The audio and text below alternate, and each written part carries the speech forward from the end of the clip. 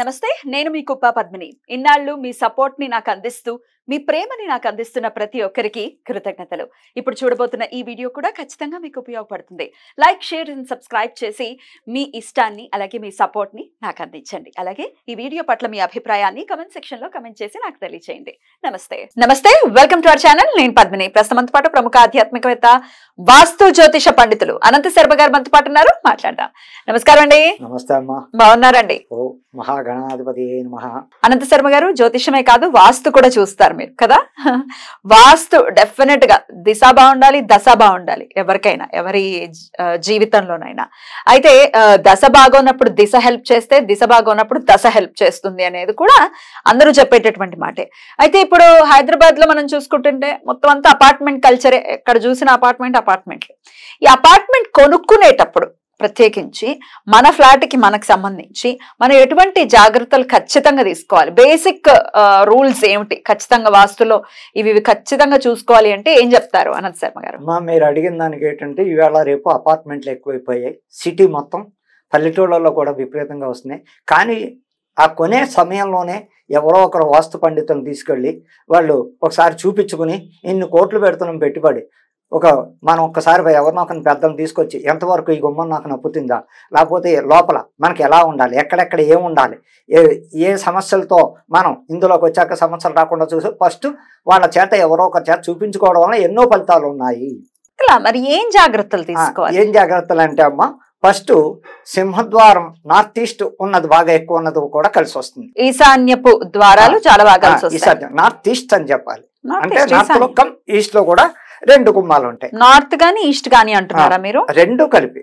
ఇప్పుడు ఈస్ట్ లో గుమ్మ ఉంటుంది, నార్త్ లో నార్త్ ఈస్ట్ గుమ్మ అంటాం. రెండు గుమ్మాలకి మామూలుగా నార్త్ ఈస్ట్ అంటే ఈశాన్యం కదా, అదే అనుకుంటా. అందుకని దాంట్లో కూడా ఫలితాలు విపరీతంగా కలిసి వస్తాయి. లోపలికి వెళ్ళాక చాలా మంది ఏం చేస్తున్నారంటే మెట్లు కింద కబోర్డులు కడుతున్నారు. అవునండి. ఎట్టి పరిస్థితులను కబోర్డులు కట్టడం ఇంటి యజమానికి ఇబ్బందులు తప్పవు. ఇండిపెండెంట్ హౌసుల్లో ఏమా, అదే అపార్ట్మెంట్ లో బాత్రూమ్లు ఉన్నాయి. ఏ పక్క ఉండాలి? నైరుతి రూమ్ లో కానీ ఆగ్నేయంలో కానీ ఉండొచ్చు. ఉండడం కూడా ఆ సిట్టింగ్ ఎలా కూర్చోవాలయ్యా అంటే తూర్పు చూస్తూ ఉత్తరం చూస్తూ సిట్టింగ్ పెట్టుకోవాలి. ఈ మధ్యకాలంలో కొత్తగా తూర్పు ముఖంగా పశ్చిమ ముఖంగా చూస్తూ తూర్పు ముఖంగా పెడుతున్నారు. అది చాలా దరిద్రం. పని చేయకూడదు అసలు. తూర్పుకి నడ్డి ఎలా పెడతామమ్మా? ఎంత మహాపాపం. ఉత్తరం కుబేరుడికే చూపిస్తామా?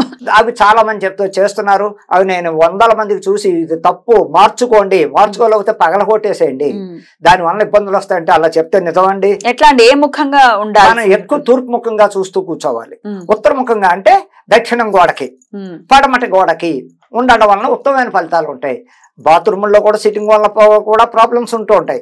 అలాగే ఇంకా వంటగదికి మన హాల్కి ఈశాన్యానికి మధ్యలో దేవుడి గది రావడం వల్ల ఎంతో ఉత్తమం.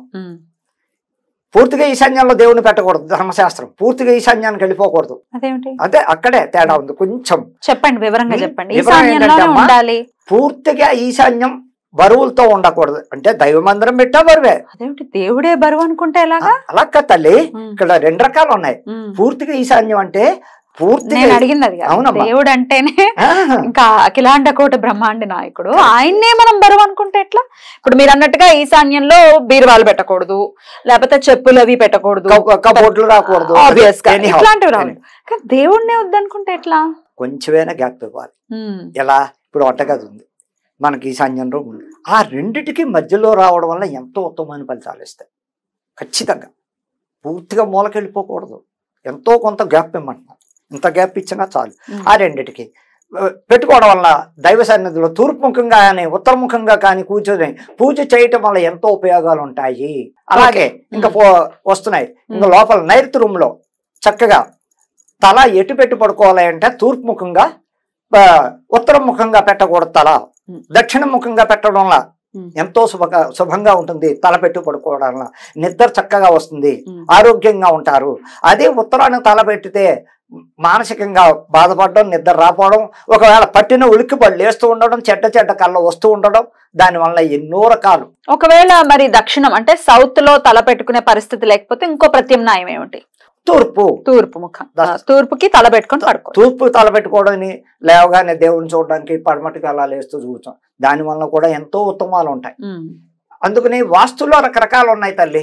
వీళ్ళు వచ్చేవాళ్ళు ఇప్పుడు కొత్తగా వచ్చేవాళ్ళు చాలా మంది ఇన్ని కోట్లు పెట్టి కడుతున్నాం, లేదు మనం అన్ని చూసుకోవాలి, చూసుకున్నాక ఈ డబ్బులు ఇచ్చి చక్కగా వెళ్ళడం మంచిదనే ఆలోచనలో చాలా మందికి ఇది వరకుట్లా లేదు.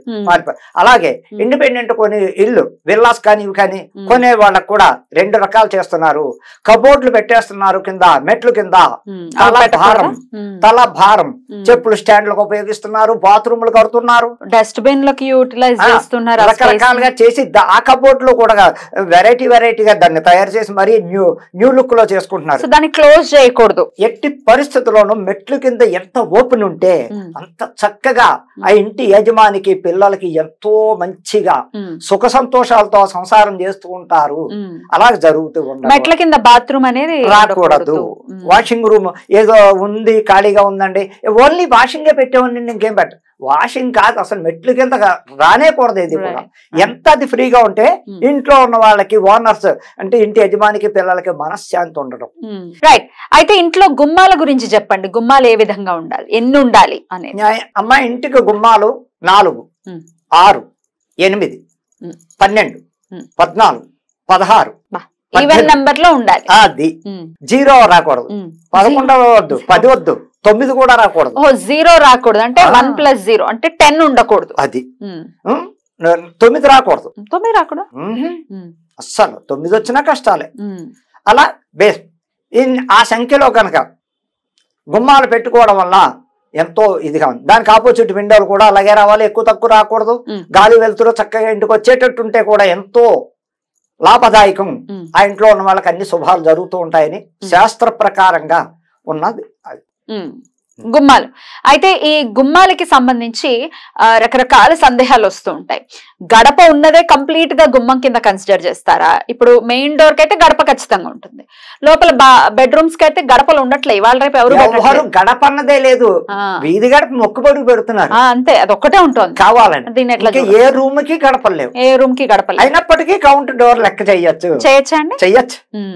ఎందుకంటే మోడల్ కొన్ని సందర్భాల్లో ఇప్పుడు న్యూ ఫ్యాషన్ అయిపోయింది కాబట్టి అయ్యో ఇంకన్నిటికీ గడపలు పెడతాయి ఇది అయిందనే అనే ఆలోచనలు పడ్డారు. కానీ దాని లాభం ఎంత ఉందన్న తెలియట్లేదు. గడప ఉంటే మంచిదండి, గడప ఉంటేనే మంచిది.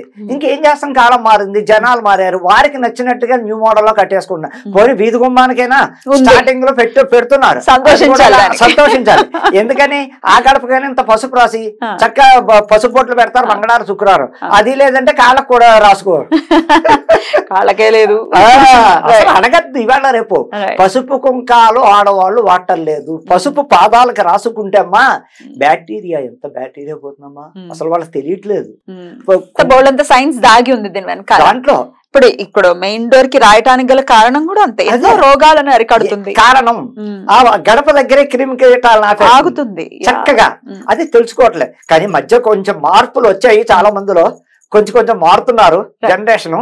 మరీ ఎక్కడొచ్చిందమ్మా అంటే ప్రాబ్లం ఈ యుఎస్ వెళ్ళాక అక్కడ ఫ్యాషన్లు మరిగి ఇక్కడికి వచ్చి అసలు పరిస్థితులు ఎలా అడ్డం తిరిగాయంటే చెప్పుకోవడానికి కూడా బాగుండదు. ఇంకా మరి అక్కడి నుంచి ఇక్కడికి వచ్చిన వాళ్ళు మన కాశీ వస్తూ ఉంటారు అమెరికన్స్, వాళ్ళు ఆ కట్టు బొట్టు ఆ చీర చూసి హిందువులు కూడా వాళ్ళ కళ్ళ ముందు సరిపోరు, వాళ్ళ కాళ్ళ అంత చక్కగా మన వాళ్ళు వెళ్ళి అక్కడ ఇక్కడికి వచ్చి ఏదో ఇంకా పుట్టుకలోనే ఇంకా అక్కడే ఉన్న దేశం మాదే అన్నట్టు ఇక్కడికి వచ్చి వాళ్ళ ప్రవర్తన చూస్తుంటే బాగుండదు. మతిపోవడం కాదు, అవసరమా వెళ్ళడం చూడడం అనిపిస్తుంది.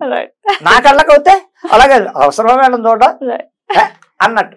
అలా వద్దు. హిందూ సాంప్రదాయంలో మనం హిందూ ధర్మంలో పుట్టాం కాబట్టి పక్కా తెలుగు వాళ్ళం పాటించవలసినవి ఎన్నో ఉన్నాయి. మన వాళ్ళే అక్కడికి వెళ్ళి అనవసరమైన బోల్డ్ అన్ని సందేహాలు ఉంటాయి. దానికి సంబంధించింది నెక్స్ట్ వీడియోలో మనం మాట్లాడుకుందాం. థ్యాంక్ యూ అండి, చాలా చక్కగా వివరించారు. నమస్కారం.